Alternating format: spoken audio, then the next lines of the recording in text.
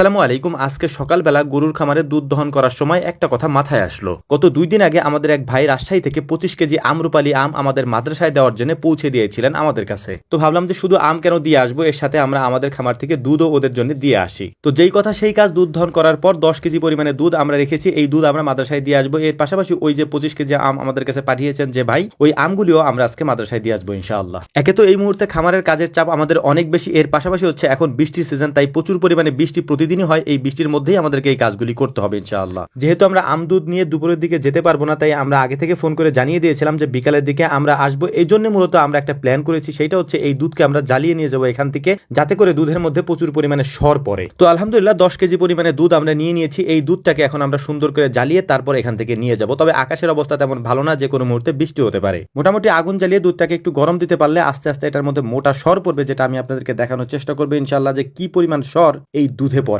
তো যাই হোক, আলহামদুলিল্লাহ এখন দেখা যাচ্ছে আকাশে হালকা হালকা রোদ, তবে আমরা জানি না এই হালকা হালকা রোদ কতক্ষণ থাকবে। দেখা গেল আমরা চুলাটা জ্বালানোর পরে ঝুম বৃষ্টি শুরু হলো, তখন আমাদেরকে এটা নিয়ে যেতে অনেক কষ্ট হবে, কারণ এখান থেকে সরাইতেও কষ্ট হবে। চুলাটা অনেক বড়, পাত্রটাও অনেক বড়, তবুও আমরা এটা শুরু করেছি। আলহামদুলিল্লাহ দেখা যাক বৃষ্টির অবস্থা কি হয়। দুধ দেওয়ার পর দ্রুত আমরা ঝাল দেওয়ার চেষ্টা করতেছিলাম, যাতে করে বৃষ্টি আমাদের ধরতে না পারে, বৃষ্টির আগেই কাজগুলি আমরা শেষ করতে পারি। এছাড়াও হচ্ছে যে আমাদের যে ভাই আমাদেরকে আমগুলি পাঠিয়েছেন, ভাই আমগুলি পাঠানোর পরে আমরা ওই ক্যারেক্টার খুলে দেখিনি, কারণ এটা যেহেতু মাদ্রাসার জন্য পাঠানো হয়েছে, তাই আমি চিন্তা করেছিলাম যে এটা একবার ওদের হাতে দিয়ে আসবো। আমটা মূলত পাঠিয়েছিলেন যুব এগ্রো থেকে। আপনারা হয়তো অনেকেই ভাইকে চিনবেন, উনি একজন জনপ্রিয় ইউটিউবার। ওনার ইউটিউবে একটা চ্যানেলও আছে যুব এগ্রো নাম করে। তো ওই ভাই আমাদেরকে মাঝে মাঝে আম পাঠান। তো এই আমগুলি মূলত হচ্ছে উনি পাঠিয়েছেন মাদ্রাসা ছাত্রদের জন্য, মূলত এই জন্য আমরা আর খুলিনি আমের ক্যারেটটি। তবে ইন্টারেস্টিং একটা ঘটনা ঘটেছে, সেটা হচ্ছে আমের ক্যারেটটি যখন আমরা নিয়ে আসি, তখন দেখলাম যে আমের ক্যারেটের এক কোণা দিয়ে ছিদ্র করা, অর্থাৎ এখান থেকে হয়তো হাত দিয়ে কেউ আম নিয়েছে। মনে মনে চিন্তা করতেছিলাম, এতিমের এই জিনিস যারা খেয়েছেন, আল্লাহ তাআলা তাদের সাথে কি আচরণ করবেন আল্লাহ তাআলাই ভালো জানেন সেটা। তো যাই হোক, আমরা যখন এই কাজগুলি করতেছিলাম তখনই দেখলাম যে বৃষ্টি শুরু হয়ে গিয়েছে। তবে বৃষ্টির পরিমাণ কম থাকার কারণে আমরা এখানে দুধের যে